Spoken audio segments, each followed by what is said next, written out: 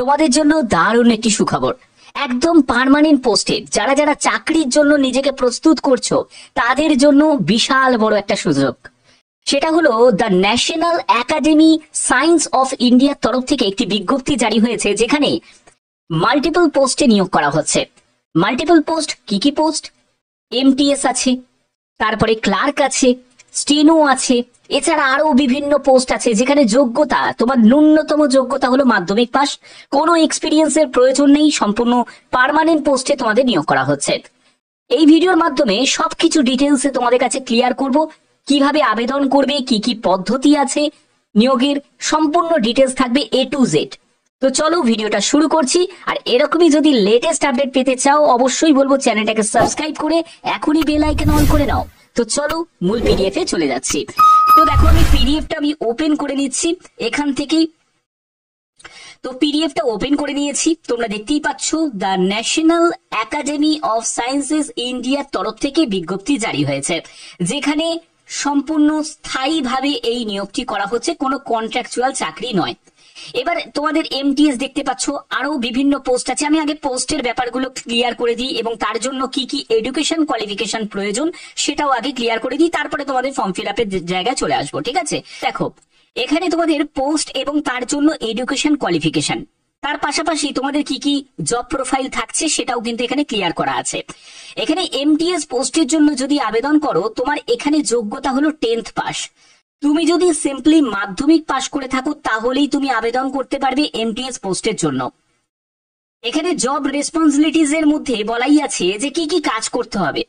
Carrying of files, তারপরে physical maintenance of record of the section, ঠিক আছে, photocopying and other non clerical যে work গুলো আছে সেই সব কাজগুলো করা। তো এই সব কাজগুলো তোমাদের করতে হবে যেরকম একটা এমটিএস কে করতে হয়। ওকে, এবার দেখো পরবর্তী পোস্ট হচ্ছে অফিস অ্যাসিস্ট্যান্ট ইউডিসি, মানে আপার ডিভিশন ক্লার্ক, যেখানে তোমাদের এসেন্সিয়াল কোয়ালিফিকেশন হচ্ছে গ্র্যাজুয়েশন যে কোনো শাখায়। মানে তুমি আর্টস থেকে সেও আবেদন করতে পারবে, যে সায়েন্স থেকে সেও আবেদন করতে পারবে, যে কমার্স থেকে সেও আবেদন করতে পারবে।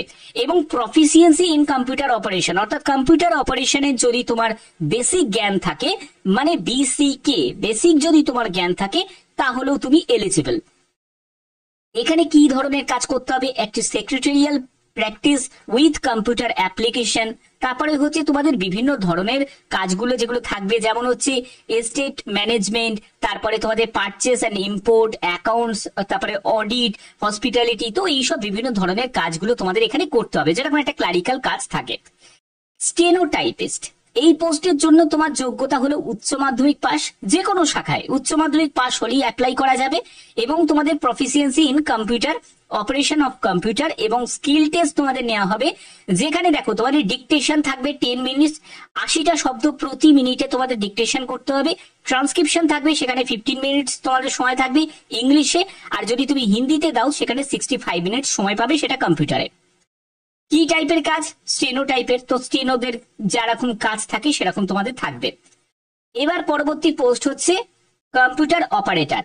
এই পোস্টের জন্যও কিন্তু গ্র্যাজুয়েশন যোগ্যতা প্রয়োজন এবং প্রফিসিয়েন্সি ইন টাইপিং, অর্থাৎ টাইপিং এর ব্যাপারে তোমাদের নলেজ থাকতে হবে। 15,000 কি ডিপ্রেশন পার আওয়ারে স্পিড থাকতে হবে।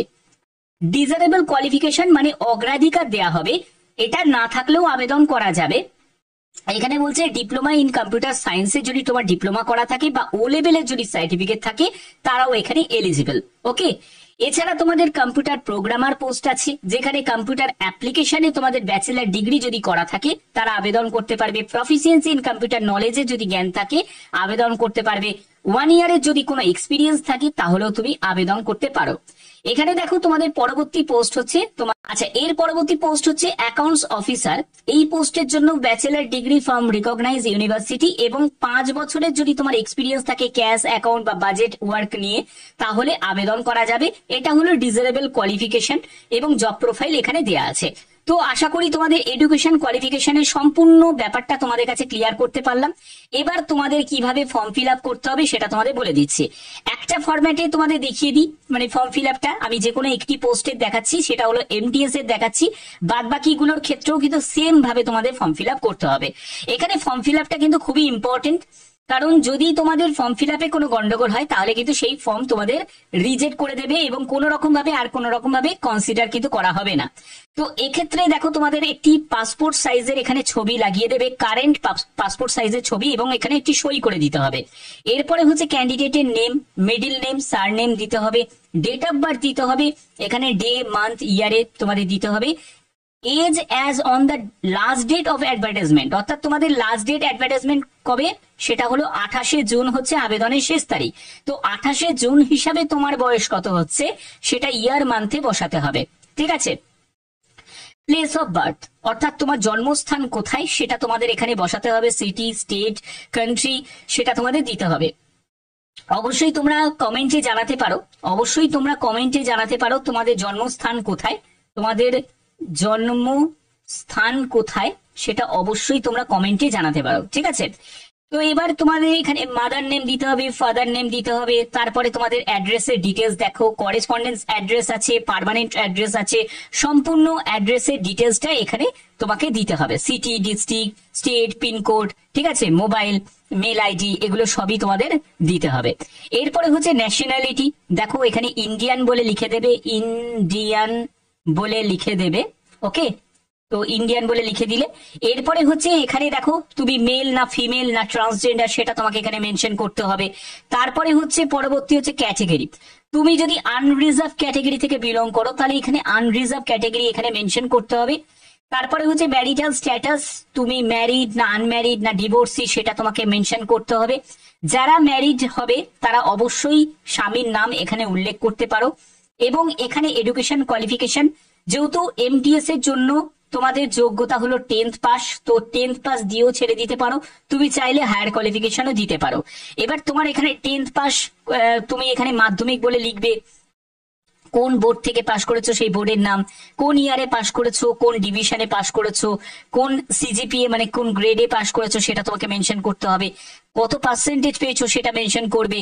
সাবজেক্ট স্টাডিড, এখানে তোমাদের যারা মাধ্যমিকে অ্যাপ্লাই করবে তারা অল বলে লিখে দেবে।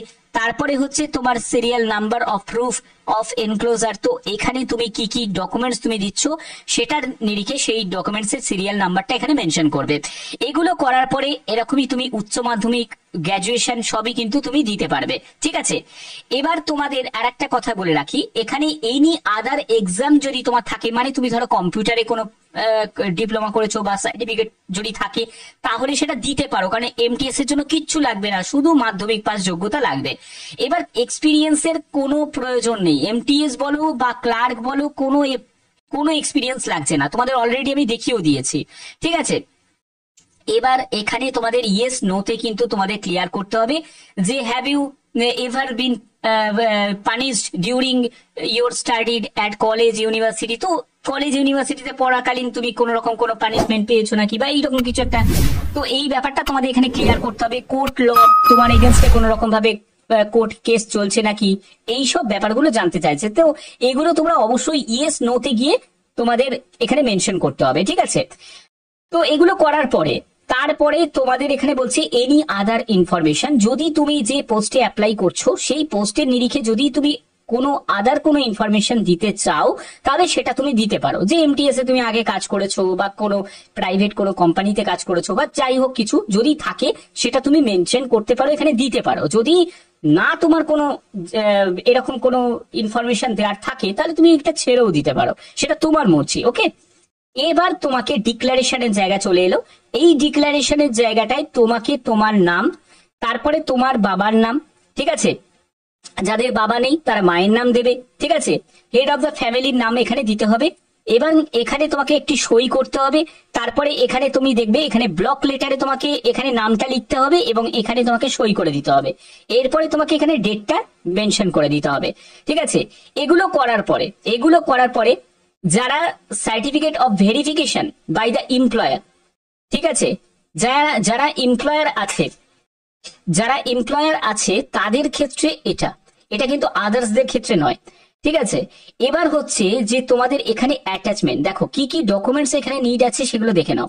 এখানে প্রথমে হচ্ছে যে ডেট অফ বার্থের প্রুফ হিসাবে তুমি যে এনক্লোজার ডকুমেন্টস এবং তুমি কতগুলো নাম্বারের সিট গুলো দিচ্ছ সেগুলো, তুমি মার্কশিট দিচ্ছ, ঠিক আছে, মাধ্যমিকের মার্কশিট, মাধ্যমিকের সার্টিফিকেট, তারপরে হচ্ছে উচ্চ মাধ্যমিকের মার্কশিট, তারপরে উচ্চ মাধ্যমিকের সার্টিফিকেট, তারপরে হচ্ছে গ্র্যাজুয়েশন ফাইনাল ইয়ারের যে মার্কশিট সেটা তুমি দিচ্ছ, তোমার গ্র্যাজুয়েশন ডিগ্রি সেটা তুমি দিচ্ছ, এনি আদার কোয়ালিফিকেশন যদি থাকে সেটা তুমি দিচ্ছ, তারপরে কাস্ট সার্টিফিকেট সেটা তুমি দিচ্ছ, ঠিক আছে। এক্সপিরিয়েন্সের কোনো প্রয়োজন নেই, যদি থাকে তুমি সেটা দিতে পারো, যদি তোমার কোনো প্রেজেন্ট কোনো এমপ্লয়ার হও তাহলে তার যদি কিছু দিতে পারো সেটা, এনি আদার যদি কোনো ডকুমেন্ট যদি থাকে সেটা যদি তুমি দাও তাহলে সেটাও তুমি মেনশন করতে পারো, ঠিক আছে।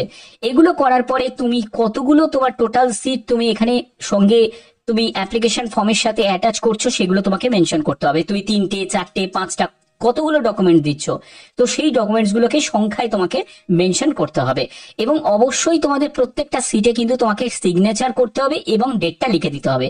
অর্থাৎ এখানে সেলফ অ্যাটেস্টেড করে দিতে বলছে, সেলফ অ্যাটেস্টেড করে দিতে বলছে প্রত্যেকটি তোমাদের ডকুমেন্টস এর জেরক্সে। ওকে, তো এগুলো করার পরে তোমরা আশা করি ব্যাপারটা বুঝতে পেরেছো। এবার দেখো এখানে তোমাদের এই যে নিয়োগের ক্ষেত্রে এখানে তোমাদের আবেদনের যে শেষ তারিখ সেটাও কিন্তু এখানে মেনশন করা আছে যে 28শে জুন হচ্ছে আবেদনের শেষ তারিখ, এই যে 28শে জুন, ঠিক আছে। এখানে যে হার্ড কপি তোমাদের কিন্তু পাঠাতে হবে, মানে অ্যাপ্লিকেশন ফর্মটা ফিল আপ করলে সঙ্গে প্রয়োজনীয় যাবতীয় যা যা ডকুমেন্টস গুলোকে অ্যাটাচ করলে করে তোমাদের কি করতে হবে, এখানে প্রপার চ্যানেলের মাধ্যমে তোমাদের হার্ড কপি পাঠাতে হবে 28শে জুন 2025 5:30টার মধ্যে। কোন ঠিকানায় পাঠাবে? The general secretary, the national academy of science India, এই লাজপত রায় রোড, প্রয়াগরাজ, এই ঠিকানায় তোমাদের পাঠিয়ে দিতে হবে, ঠিক আছে।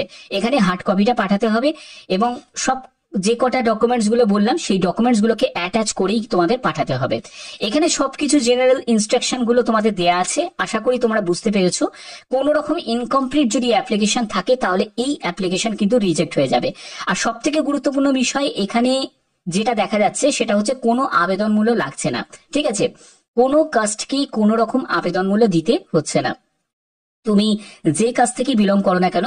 আমি অফিসিয়াল ওয়েবসাইটের একদম লিংক আমি ডেসক্রিপশনে দিয়ে দেবো, তোমরা সেখান থেকে ডাইরেক্ট ভিজিট করতে পারবে এবং অ্যাপ্লিকেশন ফর্মটা কিভাবে পাবে আমি সেটাও তোমাদের দেখিয়ে দেবো। সেই পিডিএফ এর মধ্যেই তোমরা অ্যাপ্লিকেশন ফর্মটাও পেয়ে যাবে। ওকে, এখানে দেখো তোমাদের পোস্টিং এর ব্যাপারটা বলে রাখি। পোস্টিং তোমাদের হবে হচ্ছে এই প্রয়াগরাজ, এখানেই তোমাদের পোস্টিং হবে। Department of science and technology, government of India, অর্থাৎ একটি কেন্দ্রীয় সরকারি চাকরি, the national academy of sciences ইন্ডিয়ার তরফ থেকে। এখানে তোমাদের ভ্যাকেন্সি দেখো, তোমাদের কোন কোন পোস্টের জন্য ভ্যাকেন্সি কি কি আছে, একটি দুটি একটি করে ভ্যাকেন্সি দেওয়া আছে। বেতন হচ্ছে 53,100 টাকা থেকে 1,67,800 টাকা, সেটা অ্যাকাউন্টস অফিসার, ঠিক আছে। এজ হচ্ছে দেখো 18 থেকে 35 বছরের মধ্যে তোমার বয়স হতে হবে তুমি যদি অ্যাকাউন্টস অফিসারের জন্য। তারপরে কম্পিউটার অপারেটরের জন্য 18 থেকে 56 বছর বয়স, ইউডিসির জন্য 18 থেকে 27 বছর, এমটিএস এর জন্য 18 থেকে 27 বছর। বেতন হচ্ছে 18,000 টাকা থেকে 56,900 টাকা, 25,500 টাকা থেকে 81,100 টাকা। তারপরে স্টেনো টাইপিস্টের জন্য 25,500 টাকা থেকে 81,100 টাকা। তো এইরকম তোমাদের বেতন থাকবে। তোমরা যে কোনো পোস্টের জন্যই আবেদন করতে পারো। এখানে যে ভ্যাকেন্সিটা দেয়া আছে এটা মেনলি তোমাদের জেনারেল ক্যাটাগরির জন্য ভ্যাকেন্সি দেয়া আছে। তবে যারা এসসি আছো, এসটি আছো, ওবিসি আছো তারাও আবেদন করতে পারো। তোমাদের অ্যাজ এ জেনারেল হিসাবেই কিন্তু আবেদন করতে হবে, ঠিক আছে। তোমাদের অ্যাজ এ জেনারেল হিসাবেই আবেদন করতে পারো। তুমি কাস্ট সার্টিফিকেট দিতে পারবে, কিন্তু কাস্ট সার্টিফিকেটের এখানে যদি তুমি চাও তো তুমি দিতে পারো, তুমি চাইলে নাও দিতে পারো, কারণ তোমাদের অ্যাজ এ জেনারেল হিসাবেই দিতে হবে। কারণ যা ভ্যাকেন্সি আছে সবই কিন্তু জেনারেল ভ্যাকেন্সি কিন্তু তোমাদের দেয়া হয়েছে, ক্যাটাগরি ওয়াইজ আলাদা করে ভ্যাকেন্সি ভাগ করা হয়নি। তো সেক্ষেত্রে তোমরা আবেদন করতেই পারো। যারা যারা আবেদন করতে ইচ্ছুক, যারা পার্মানেন্ট কোনো সরকারি চাকরিতে যারা নিযুক্ত হতে চাও তাদের জন্য এটা কিন্তু একটা বড় সুযোগ। এইসব জায়গায় ভ্যাকেন্সি কম, কম্পিটিশনও অনেক কম থাকে। যদি আবেদন করতে ইচ্ছুক হও তাহলে অবশ্যই ভালো করে ভিডিওটা দেখে বুঝে জেনে তারপরে আবেদন করবে। আবেদন করার জন্য অফিসিয়াল ওয়েবসাইটটা তোমাদের দেখিয়ে দিচ্ছি। এটা হলো official website, the national academy of science India. তো এটা একটি কেন্দ্রীয় সরকারি চাকরি। তো এখান থেকে তোমরা হোয়াটস নিউ এই অপশনে যখনই তুমি দেখবে সেখানে তুমি পুরো লিস্টটা তুমি পেয়ে যাবে। অর্থাৎ তুমি যে পিডিএফটা সেই পিডিএফটা পেয়ে যাবে। দেখো প্রথমেই পিডিএফটা পেয়ে যাবে। দেখো vacancy advertisement for various post, এই যে vacancy advertisement for various post, ঠিক আছে, এখানেই তুমি পিডিএফটা পেয়ে যাবে। পিডিএফ এর প্রথমেই তুমি ক্লিক করে এর পিডিএফটা ডাউনলোড করে নেবে। এখানে তোমার যাবতীয় ইনফরমেশনটা পাবে, কোন পোস্ট, কি কি তোমাদের যোগ্যতা, তাছাড়া তোমাদের অ্যাপ্লিকেশন ফর্মের যে ফরম্যাট সেটাও তোমরা পেয়ে যাবে। তো আশা করি ব্যাপারটা বুঝতে পেরেছো। এর লিঙ্ক আমি ডেসক্রিপশনে দিয়ে দেবো, তোমরা সেখান থেকে ডাইরেক্ট ভিজিট করে সম্পূর্ণ তথ্য এবং তোমরা ডাউনলোড করে যে অ্যাপ্লিকেশন ফর্মটা তোমরা পাঠিয়েও দিতে পারবে, ঠিক আছে। তো আশা করি তোমাদের এই ভিডিওর মাধ্যমে প্রত্যেকটি তথ্য তোমাদের খুঁটিনাটি তুলে ধরলাম। যদি ভিডিওটা ভালো লাগে অতি অবশ্যই ভিডিওটাতে একটি লাইক করবে, চ্যানেলটাকে সাবস্ক্রাইব করে রাখবে, বেল আইকনটাকে অল করে রাখবে। এখনের মতো এইটুকুই, টাটা।